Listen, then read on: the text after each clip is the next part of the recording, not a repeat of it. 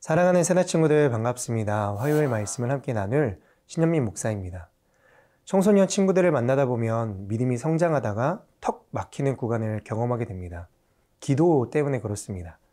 친구들이 이렇게 묻습니다. 목사님, 기도하면 하나님이 다 들어주신다고 했는데 저는 기도해도 하나님이 들어주시지 않는 것 같아요. 믿음으로 구하면 다 이루어주신다고 했는데 저는 왜 제가 가고 싶은 학교에서 떨어졌나요? 할머니의 건강을 위해 날마다 기도했는데 왜 하나님은 우리 할머니를 데려가셨나요? 내 믿음이 부족했던 걸까요? 아니면 하나님이 날 사랑하지 않으시는 걸까요? 내가 원하는 기도가 응답되지 않았을 때 실망하는 친구들을 보게 됩니다. 도대체 기도가 뭘까요? 기도 왜 해야 할까요? 오늘 살펴볼 주제는 기도로 영적 무장입니다. 함께 본문 말씀 살펴보겠습니다. 오늘의 말씀은 누가복음 22장 39절에서 53절입니다. 예수께서 예루살렘 밖으로 나가 여느 때처럼 올리브산으로 가시자 제자들도 따라갔습니다. 그곳에 도착하자 예수께서 그들에게 말씀하셨습니다. 너희가 시험에 빠지지 않도록 기도하라. 예수께서는 제자들로부터 떨어져 돌 던지면 닿을 만한 곳으로 가서 무릎을 꿇고 기도하셨습니다. 아버지여, 만일 아버지의 뜻이면 내게서 이 잔을 거두어 주십시오. 그러나 내 뜻대로 하지 마시고 아버지의 뜻대로 되게 하십시오. 그때 하늘로부터 천사가 나타나 예수께 힘을 북돋아 드렸습니다. 예수께서는 고뇌 속에서 더욱 간절하게 기도하셨습니다. 그러자 땀이 핏방울같이 돼 땅 위에 떨어졌습니다. 예수께서 기도를 마치고 일어나 제자들에게 가보시니 그들은 슬픔에 지쳐 잠들어 있었습니다. 예수께서 그들에게 말씀하셨습니다. 왜 자고 있느냐? 일어나 시험에 들지 않도록 기도하라. 예수께서 아직 말씀하고 계실 때 한 무리의 사람들이 나타났습니다. 12 제자 중 하나이며 유다라 불리는 사람이 그들을 이끌고 온 것입니다. 그가 예수께 가까이 다가와 입을 맞추었습니다. 그러자 예수께서 그에게 물으셨습니다. 유다야, 내가 입맞춤으로 인자를 배반하려느냐? 예수 곁에 있던 제자들이 돼가는 일을 보고 예수께 주여, 우리가 칼로 칠까요? 라고 물었습니다. 그러고는 그중 하나가 대제사장의 종의 오른쪽 귀를 잘라버렸습니다. 그러자 예수께서 대답하셨습니다. 그만둬라. 그리고 그 종의 귀를 만져 고쳐주셨습니다. 그리고 예수께서 자신을 체포하러 온 대제사장들과 성전 경비대장들과 장로들에게 말씀하셨습니다. 너희가 강도를 잡듯이 칼과 몽둥이를 들고 나왔느냐? 내가 날마다 성전에서 너희와 함께 있었으나 너희는 내게 손도 대지 않았다. 그러나 지금은 너희 때요, 어둠이 기세를 부릴 때다. 예수님은 늘 기도하셨습니다. 문제가 있을 때마다, 중요한 순간마다 기도하며 문제를 해결하셨고 회복과 치유를 경험하셨습니다. 그런데 예수님께 일생일대의 가장 어려운 문제가 생겼습니다. 십자가를 지는 것입니다. 이것을 위해 오셨고 그것이 사명이셨지만 그 어깨에 놓인 엄청난 영적인 무게가 너무나 무겁게 다가왔습니다. 그래서 기도하셨습니다. 십자가 외에 다른 방법은 없는 것일까? 예수님의 기도를 결과적으로 본다면 그분의 기도가 응답되었을까요? 응답되지 않았습니다. 할 수만 있다면 이 십자가를 짊어지지 않을 수 있는 방법을 원하셨습니다. 그러나 결국 예수님은 십자가에 오르셨고 말할 수 없는 고통을 겪으셨습니다. 결과적으로만 본다면 예수님의 기도도 실패한 기도였습니다. 오늘 본문 42절 말씀을 함께 읽겠습니다. 아버지여, 만일 아버지의 뜻이면 내게서 이 잔을 거두어 주십시오. 그러나 내 뜻대로 하지 마시고 아버지의 뜻대로 되게 하십시오. 오늘 본문과 병행 본문인 마태복음 26장을 보면 예수님께서 3번 기도를 하시는데 조금씩 그 기도의 내용이 달라지는 것을 볼 수 있습니다. 첫 번째 기도에서는 예수님의 의지가 강하게 드러납니다. 피할 수 있다면 피하고 싶다는 생각을 솔직하게 말씀하십니다. 그러나 아버지의 뜻을 따르겠다고 결론 짓습니다. 두 번째 기도에서 예수님은 자신의 의지보다 아버지의 의지를 앞세웁니다. 그러나 내 의지가 완전히 사라지지는 않습니다.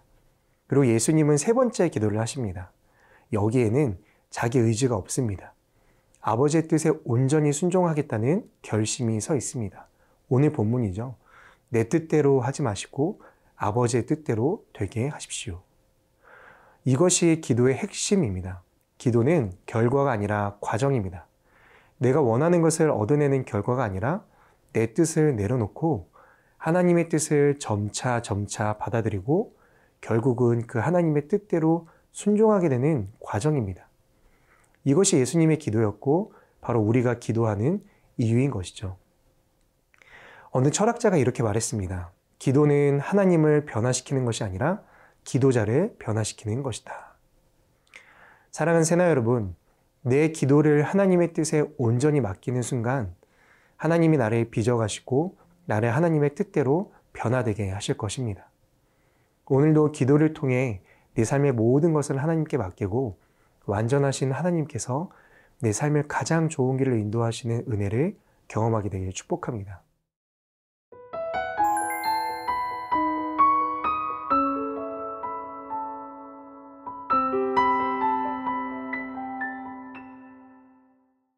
하나님의 뜻은 예수님이 체포되셔서 십자가에 달려 죽으시는 것이었습니다. 그러나 이것은 영원한 패배와 죽음이 아니었습니다. 다시 3일 만에 부활하셔서 우리를 향한 자신의 사랑을 확증하시는 승리를 향한 과정 속에 있는 죽음이었습니다. 그래서 예수님은 하나님의 뜻에 순종하셔서 자신을 체포하러 온 이들에게 당신을 내어주려 하셨습니다. 그런데 그때 베드로는 하나님의 뜻에 불순종했습니다. 50절과 51절 말씀을 함께 읽겠습니다. 그러고는 그중 하나가 대제사장의 종의 오른쪽 귀를 잘라버렸습니다. 그러자 예수께서 대답하셨습니다. 그만둬라. 그리고 그 종의 귀를 만져 고쳐주셨습니다. 우리는 늘 눈에 보이는 현실만 바라보게 됩니다. 그래서 하나님의 보이지 않는 계획을 바라본다는 것은 쉽지 않은 일입니다. 베드로는 하나님의 보이지 않는 계획을 보지 못했습니다. 결국 칼을 꺼내들고 예수님을 체포하려는 종의 귀를 베었습니다. 하나님의 뜻에 순종하시는 예수님과 불순종하는 베드로의 모습은 매우 다른 결과를 가져왔습니다. 예수님은 기도하시며 핏방울이 흐르기까지 기도하셨는데 지금 베드로는 종의 귀를 베어 타인의 핏방울을 흘리는 모습입니다. 순종하는 자와 불순종하는 자의 결과가 이처럼 다를 수 있다는 사실을 보게 됩니다. 하나님께 순종하는 사람은 자신을 죽이지만 하나님께 불순종하는 사람은 타인을 죽음으로 내몰게 됩니다. 그런데 왜 베드로가 불순종하고 칼을 빼들었을까요? 그에게는 예수님의 체포가 실패로 보였기 때문입니다. 다시 회복할 수 없는 영원한 실패로 그는 생각했습니다. 우리는 눈에 보이는 현실에만 집중할 때 베드로의 불순종이 우리에게도 일어날 수 있다는 것을 기억해야 합니다. 핏방울의 기도가 없다면 핏방울의 칼이 우리를 다스리게 될 수 있습니다. 우리는 눈에 보이는 신자의 실패와 불신자의 성공, 의인의 고통과 악인의 승리, 교회의 아픔과 세상의 흥행 속에 믿음의 갈등을 경험하며 살아가게 될 것입니다. 하지만 진정한 순종은 이런 현실을 초월하는 믿음을 우리에게 줄 것입니다. 당장 내가 물러서고 실패하고 무너진다고 해도 하나님의 은혜로 회복할 것을 믿음으로 선포할 수 있을 것입니다. 그래서 어떤 상황이든지 어떤 말씀이든지 하나님을 바라보며 온전히 순종하는 것이 바로 우리의 삶의 가장 위대한 능력입니다.